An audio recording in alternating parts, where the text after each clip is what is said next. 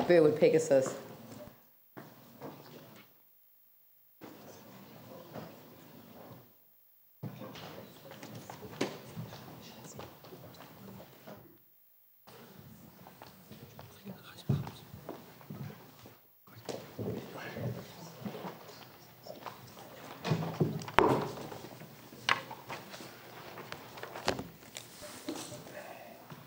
Thank you, Madam Mayor and councillors. As you can see, we've got Tom Spencer's here and board chair. And I chair the submission committee, and I have to say it's been very active and totally committed to process for this. We're going to do things just a little bit different in that we want to talk about the ward specifics. We've got critical recovery needs, and there are 3 that we have itemised. One I'll talk to, and Andrea and Tim will also talk to the other 2. The board wishes to endorse the concerns conveyed by its community, noting the large number of submissions received from within the Burwood Pegasus ward, and we're very conscious of that. We'd like to recommend that the council consider that the proceeds of the sale of part of QE2 Park to the Ministry of Education and other potential sales of land be invested back in the Burwood Pegasus ward for the purposes of 3. The first being the proposed Eastern Recreation and Sports Complex at QE2 Park with additional pool space to meet the community's demands and to allow for the usage of the 2 proposed relocated high schools on the same site. We'll talk further about how we could do that. So I'll hand over to Andrea. She's going to talk about New Brighton. Cool. Yeah, great. So as you probably know, New Brighton has been a fairly engaged in the LTP process.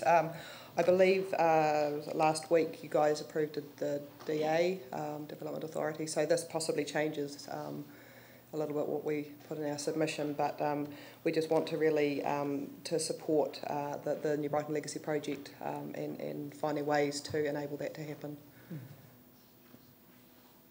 And, yeah, Tim. Our concern is actually some flooding in South Shore. We've had a problem that some of the seawalls that were designed to hold the land in fell over into the sea because they weren't designed to hold the sea in. Consequently, the area went red.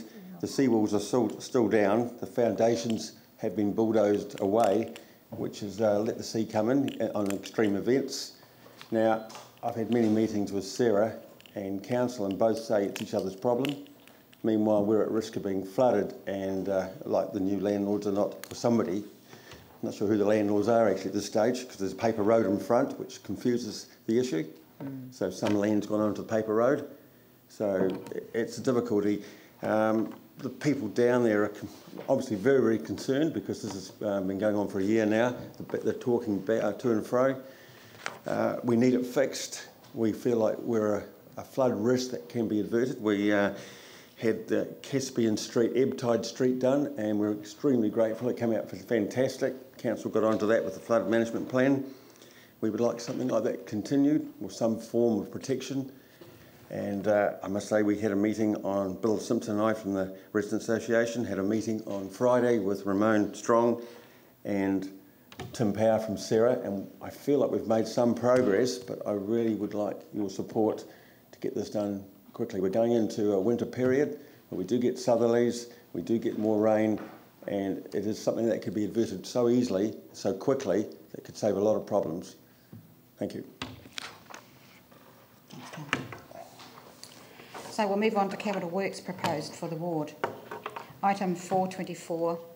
Actually, do you want me to read all these or just pick on the ones? No, we've read them, but okay. So it's a question of what do you really want to highlight? The three that we've just talked about. Yeah. Okay. And also, as far as citywide issues, item 1026, board recommends deferral of the council contribution of $235 million towards the former AMI Stadium complex rebuild and instead investigate and accept a repair program based on independent engineering valuation. We've had an independent engineering evaluation done for our claim with our insurer, and it is not able to be repaired in an economic way, and our insurance company doesn't agree with us. So what happens now? We're working with our insurance company.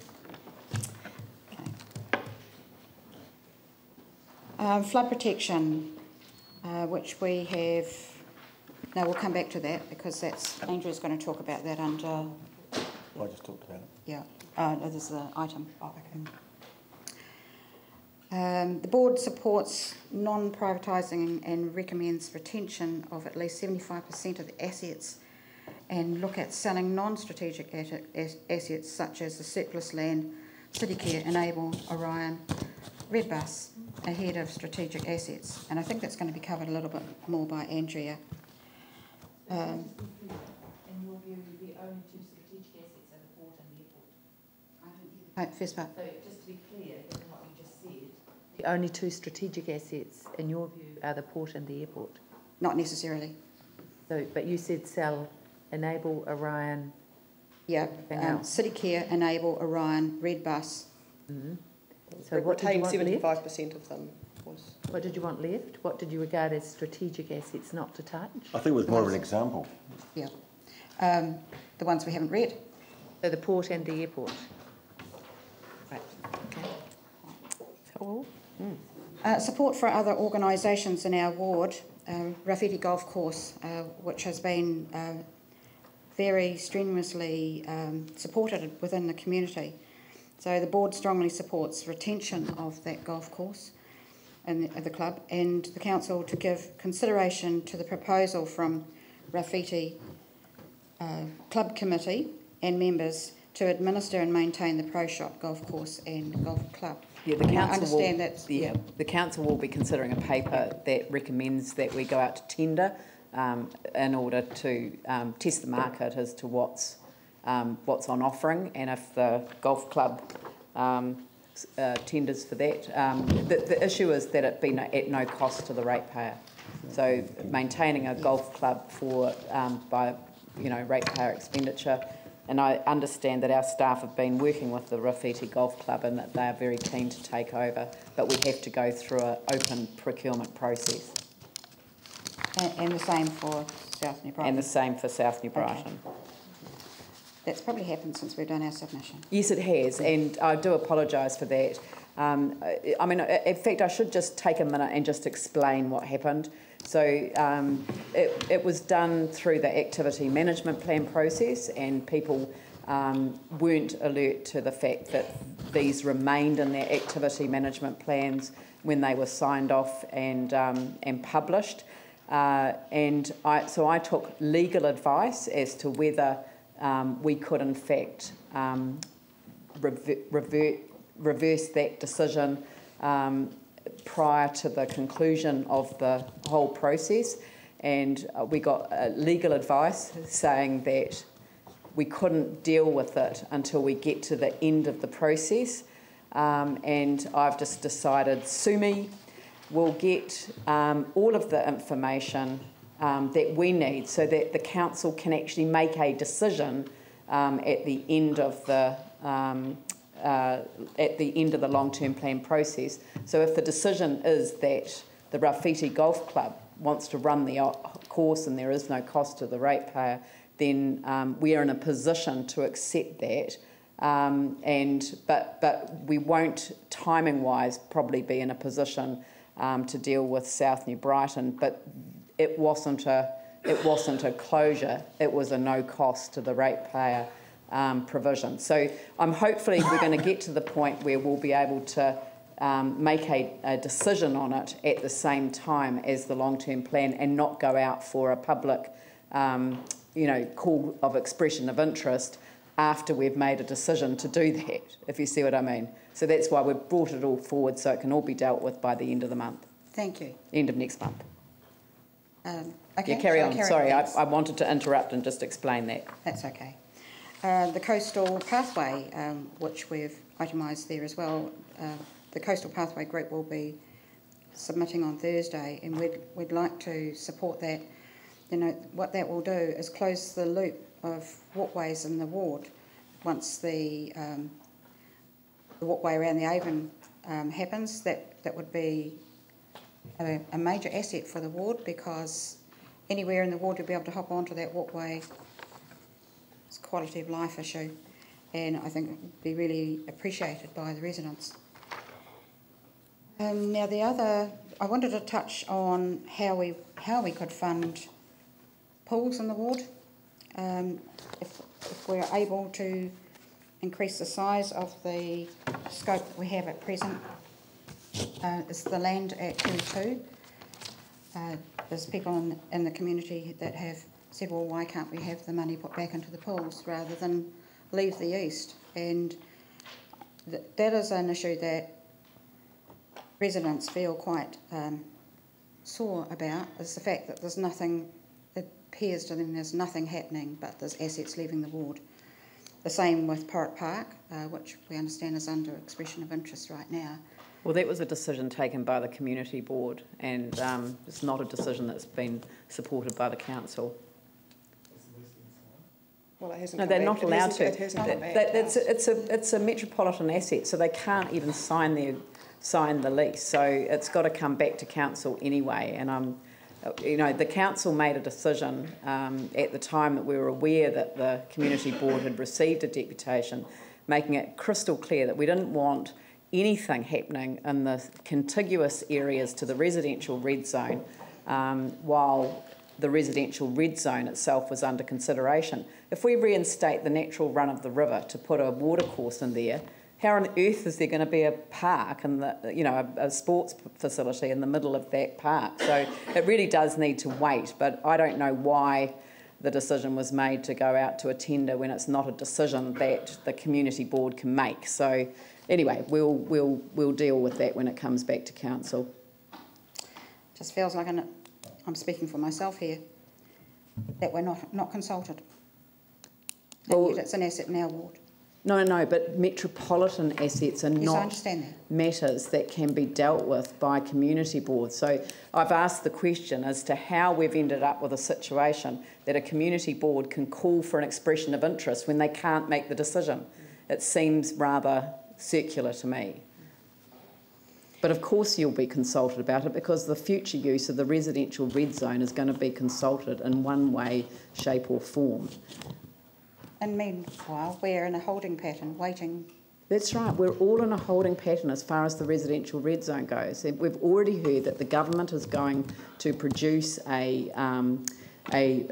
residential red zone recovery plan under the legislation, and you know as much about that as I do. Very at frustrating. This stage. Very frustrating indeed. Yeah, it is. Okay, I'll hand over to Andrea. Cool. Just a couple of ones I'd like to raise on page 119, item number 19321, the New Brighton Master Plan. Another of the great master plans that come along and then seem to not eventuate. We would like some additional funding put in to enable that, and we've offered a solution there of some of the money from the Avon Otakara route cycleway.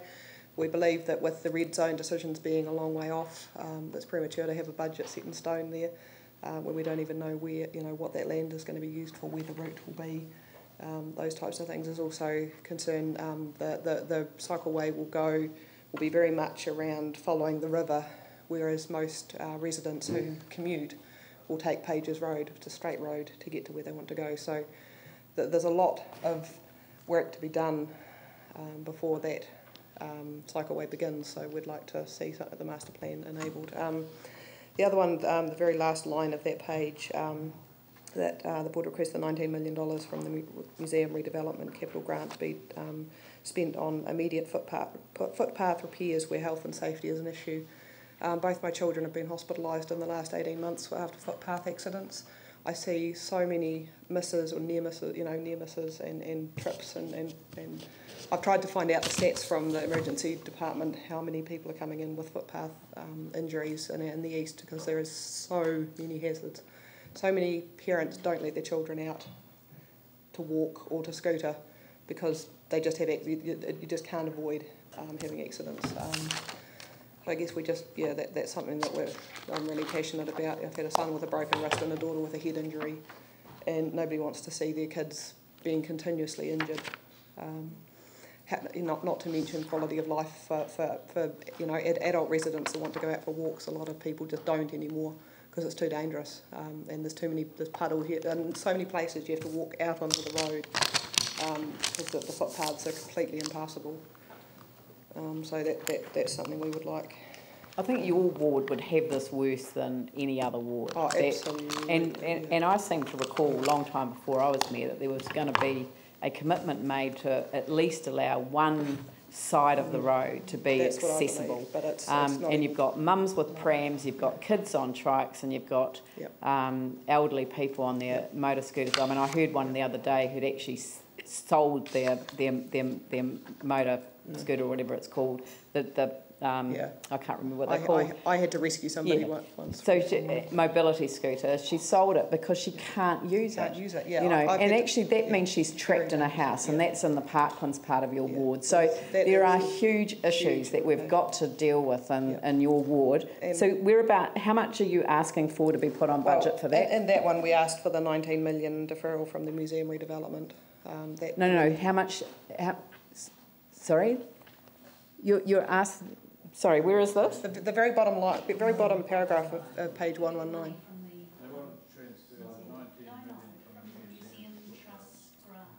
Oh no, you can't do that.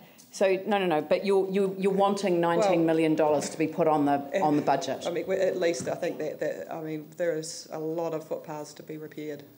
So, and not just, we're not just talking hairline cracks, we're talking major potholes. Well, I presume that there's I don't have a budget. Well, but I presume that there's a two-tier process, because there's no point fixing the roads if the houses still aren't fixed, or are still being rebuilt. But I mean, I used to be a concrete curber. There is ways to do some temporary repairs. Exactly. And I think that you probably need some money on budget for temporary repairs, but that's also going to require an assessment of how that's going to be done, because it needs to be done. And I just think this is an absolute priority for the ward. There is just no question in my mind. And let's not look at how you think that perhaps you could fund that. I think we need to get a report on how much funding is actually required for temporary repairs to footpaths and then permanent repairs and also, as part of a strategy. Where footpaths cross roads, there's a lot of cases where the intersections are really hazardous to cross. I mean, this is a huge issue for your ward, and I'm really pleased that you've raised it. You're not the only person that's going to be raising it, and it's really, really important. And I think that both councillors I'm sure they're not taking into account their own particular ward's interests over the rest of the city, but you cannot see the city divided like this. It's absolutely imperative that we get money into this part of the budget. There is an issue in some parts of the ward where we are still awaiting sewer, stormwater and repairs as well. But there are other areas has been highlighted that certainly need immediate attention. There's got to be some temporary. But it can be temporary. So I think that we need to get a report on temporary fixes in terms of footpaths so that people can get around. If people can't get from their house down to the local shops, then there's something fundamentally wrong. People can't 4 years down the track. From Pages Road, they can't get into New Brighton. From New Brighton, they can down Baker Street and things. You cannot get into New Brighton without off-road gear. Okay, so sorry for interrupting, but are there other issues that you want to particularly highlight? I think those. What was there?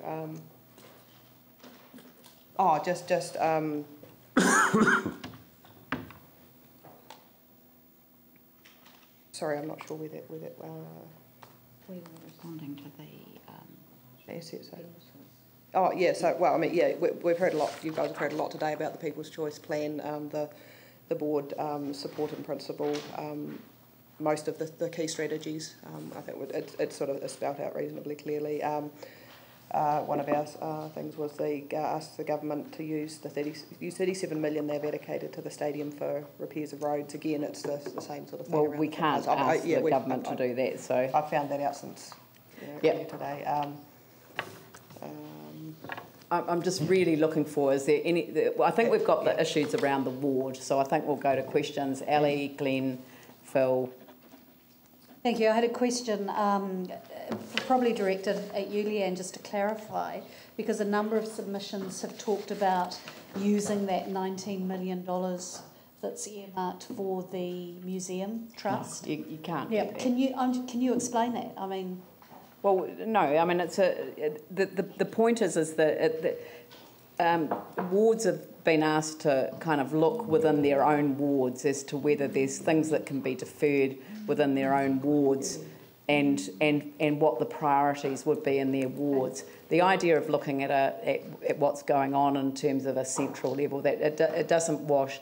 The museum issues we're going to deal with is a separate item of business, all on its own, and I'm sure the Museum Trust Board will be making submissions to us as well.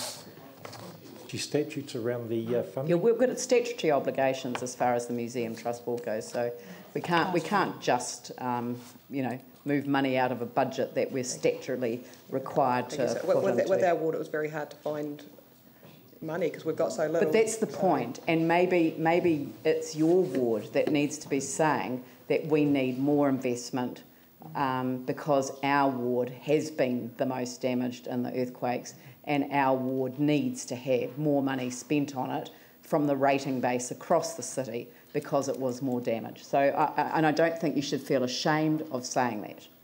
It's really important. All right, Glenn. Can we say that? Yep. Okay, thank you. As you'll know, the councillors aren't part of the submission committee. Just a couple of two quite different questions. I think Raph was right before when he talked about a comprehensive approach to New Brighton. Just in terms of the funding, and you mentioned the cycleway money, my understanding is that that cycleway would come up into Beresford Street, and so if there's an issue over funding for Oram Avenue, is that something we could look into, or is that quite a separate? As part of the master plan. Yes.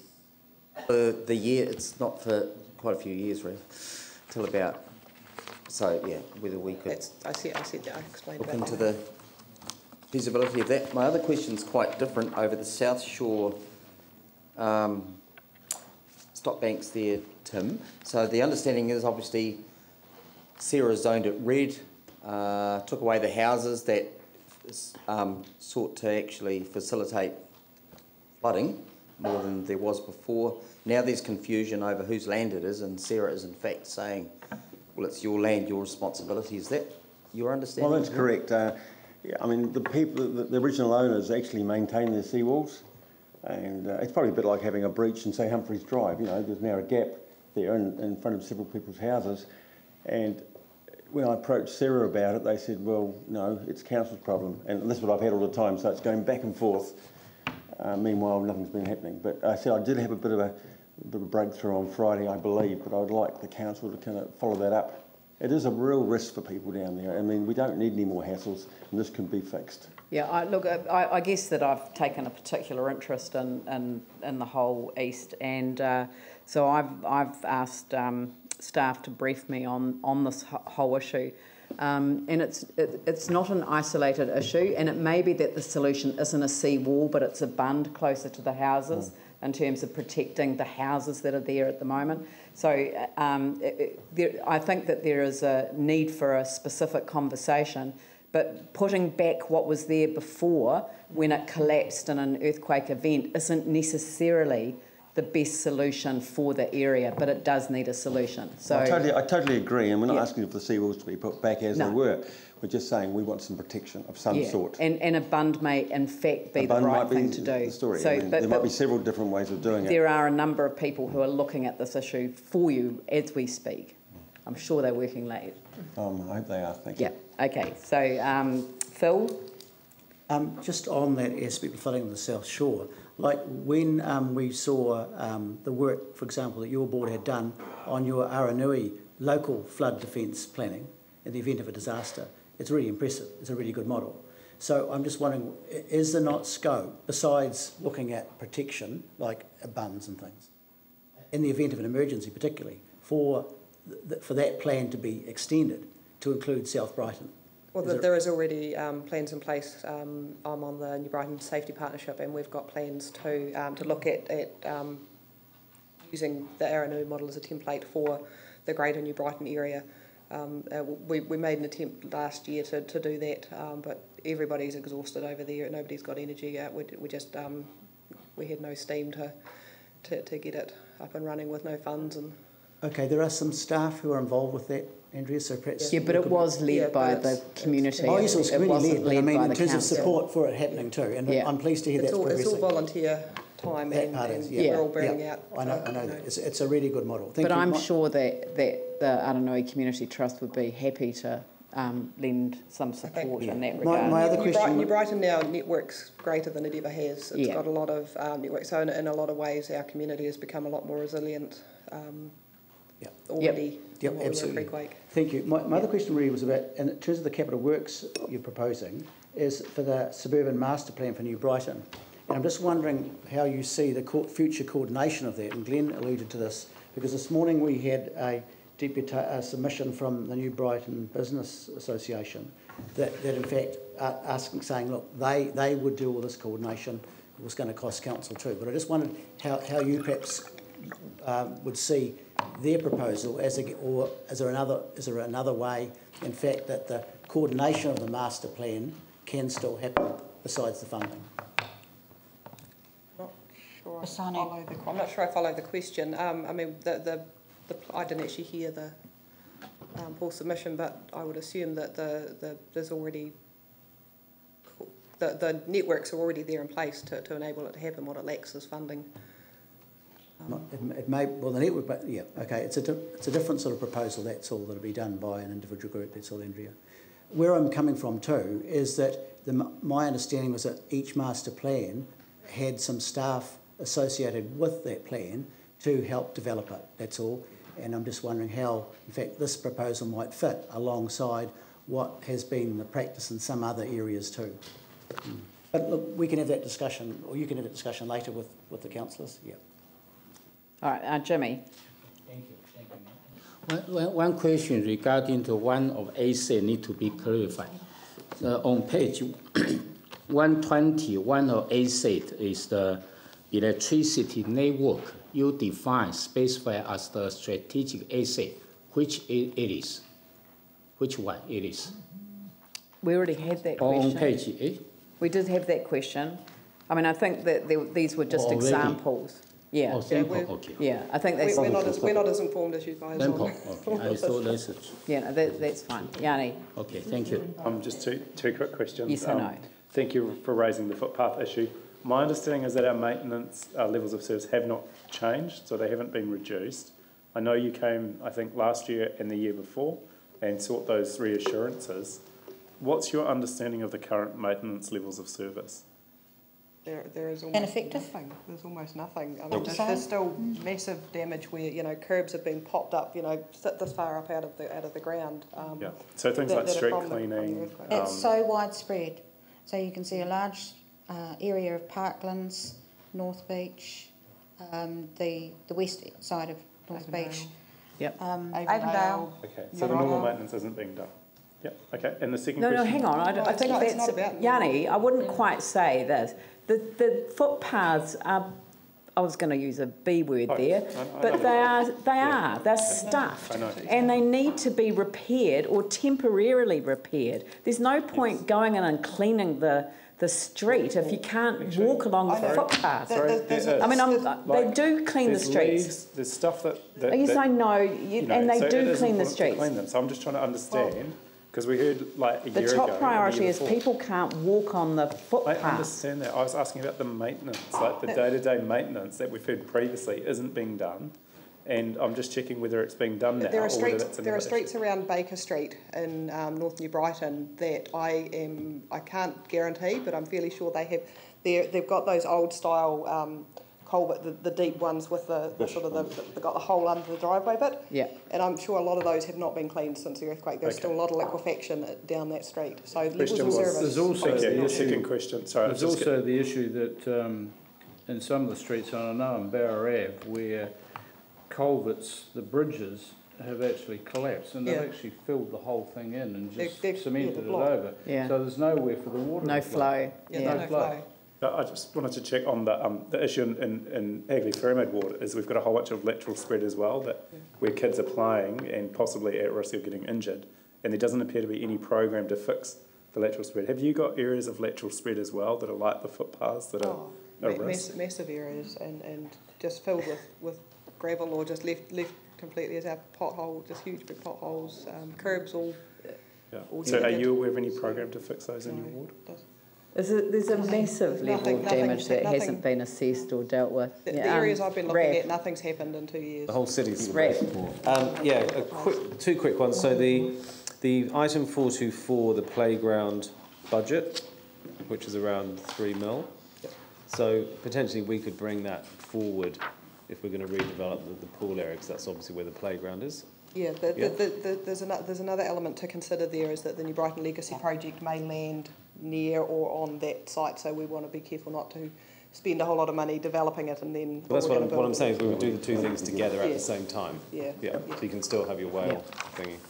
Okay. On the 2.2, the land sale, so the QE2 park, is that reserves land? Yep. Okay, because a few people brought this up, I forgot to ask a question, so Pam mentioned it and I think Mike did, that there's some issues around communities dealing with sales of reserve land, and they both sort of said they were finding it difficult to find out information. Yeah, what the community board's asking for though is that with a sale, could we ring fence the sale price for a ward? And yes, that can be done, and that is something that we should seek advice on. Yes. Yeah. I mean, that makes sense to do that. But I wouldn't get too excited about whether the Ministry of Education will proceed, because the Ministry of Education might actually start looking for another site given some of the other things that are going on. So there isn't a guarantee that that the two schools will co-locate there. They might look for another option. So the point is that, I mean, well, there's been a publicity in the paper about the community wanting to have priority over the location of the pool. I don't know anything about it. That was just a bit of a media beat up. I'm meeting with the two board chairs next week, I believe. Yeah, well, the board chair was, well, one of them was quoted in the paper as sort of expressing some concern. But so all I'm saying is that they haven't actually applied to buy it yet.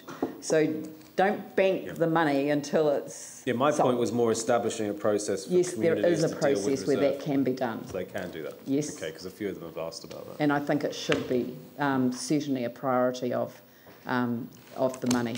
Thank you. Yep. That's really good. All right. Okay, thank you very much. Thank you. Thank you.